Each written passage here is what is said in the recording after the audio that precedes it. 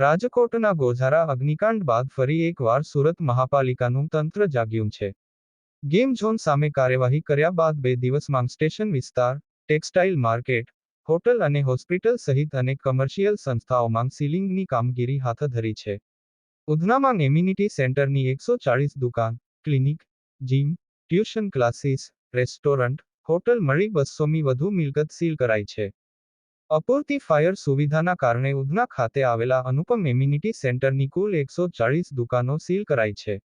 આ કોમ્પ્લેક્ષમાં gym, hospital, dental clinic, restaurant, hotel, tuition classes, hospital seal કરવામાં આવ્યા છે. શહેરની કાપડ માર્કેટ વિસ્તારમાં છેલ્લા 6 મહિનામાં આગની નાની મોટી 75 ઘટના બની છે.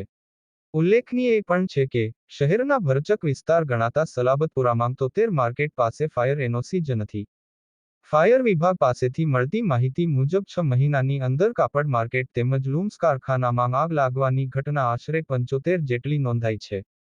માર્કેટના વહીવટકર્તાઓને વારંવાર એનઓસી લેવા માટે જાણ કરવામાં આવી છે, પરંતુ તારીખ વીતી ગઈ હોવા છતાં પણ તેઓ રિન્યુઅલ કરાવતા નથી. આખરે ફાયર વિભાગ દ્વારા અલાબપુરા વિસ્તાર ખાતે આવેલા એશિયન ટેક્સટાઇલ માર્કેટ બી, જી અને ચોથા માળની દુકાનો સીલ કરવામાં આવી છે. હોલસેલરની દુકાનો seal hotel diamond plaza, Rituraj માર્કેટમાં કુલ 20 હોલસેલરની દુકાનો છે. તે તમામ સીલ કરવામાં આવી છે. એટલું જ નહીં, સાકાર માર્કેટ જે માર્કેટની બાજુમાં આવેલા G+4 માળની ગોડાઉન તેમજ ટોકેસ તેમાં ગ્રાઉન્ડ ફ્લોર પર ટેસ્ટ ઓફ ભગવતી રેસ્ટોરન્ટને પણ સીલ કરાઈ છે. આવનાર દિવસોમાં પણ આવી રીતે કાર્યવાહી કરવામાં આવશે, ફાયર વિભાગ દ્વારા જાણકારી આપવામાં આવી છે. કેમેરામેન સાબિર અલી સૈયદ સાથે કાદિર શેખ, કર્તવ્ય ગુજરાત ન્યૂઝ, સુરત.